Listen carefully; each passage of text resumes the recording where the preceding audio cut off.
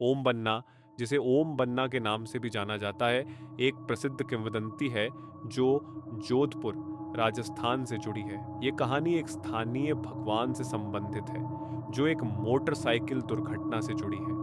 कहानी के अनुसार ओम बन्ना एक युवा व्यक्ति था जो अपनी मोटरसाइकिल चलाने का बहुत शौक रखता था। एक दुखद रात उसकी मोटरसाइकिल चलाते समय एक भयानक दुर्घटना हो गई, जिससे उसकी मृत्यु हो गई। इसके बाद ऐसा कहा जाता है कि उसकी मोटरसाइकिल एक रॉयल एनफील्ड उसी स्थान पर लौटने लगी जहां वह दुर्घटना का शिकार हुआ था। स्थानीय लोगों ने देखा कि मोटरसाइकिल को हटाने के बावजूद वह हमेशा उसी जगह पर वापस आ जाती थी। इस घटना ने यह विश्वास पैदा किया कि ओम बन्ना उस क्षेत्र का संरक्षक आत्मा बन गया है। समय के साथ वह स्थान एक तीर्थ स्थल में बदल गया, जहां लोग उसकी पूजा करने आते हैं।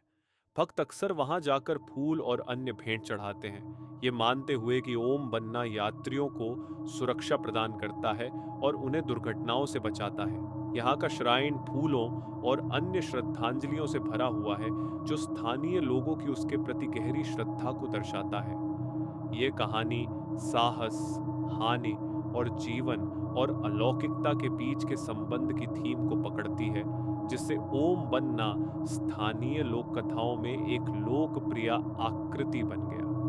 ये कहानी भी ओम बन्ना की कृपा और मदद से जुड़ी हुई है।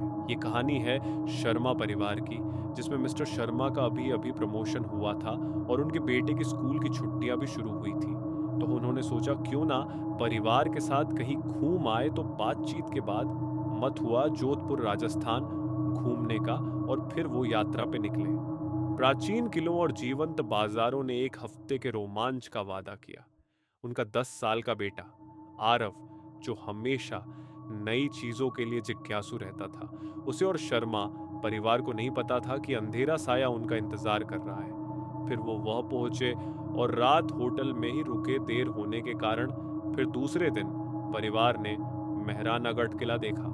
आरव किले की डरावनी किंवदंतियों से आकर्षित होकर एक दूरस्थ हिस्से की खोज में चला गया। वहां उसे एक पुरानी धूल भरी लैंप मिली, जो मलबे के नीचे आधी दबी हुई थी।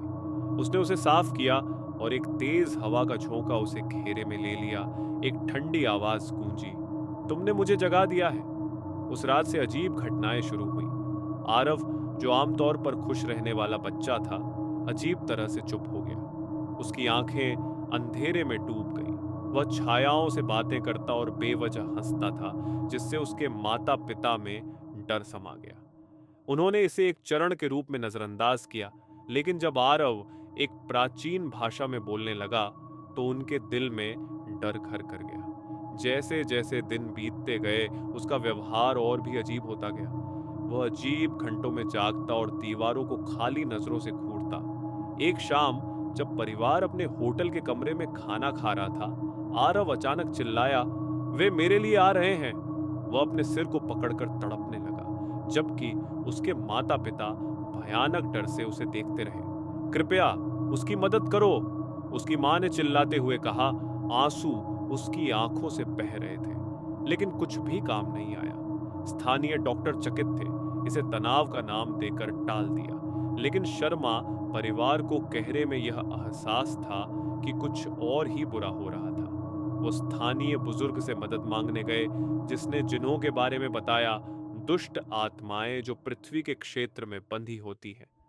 बच्चे का शुद्धिकरण करना होगा, उसने चेतावनी दी, तभी जिन्न को बाहर निकाला जा सकेगा।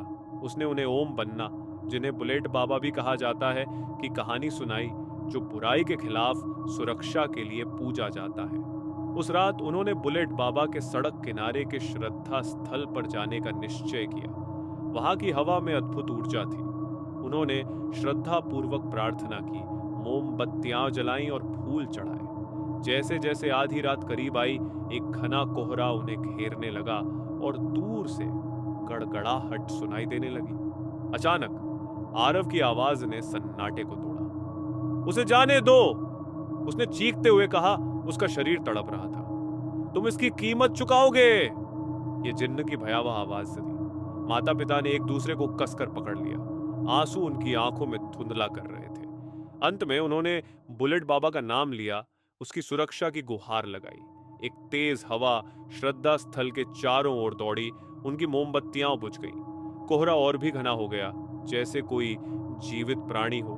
आरव जमीन पर गिर गया।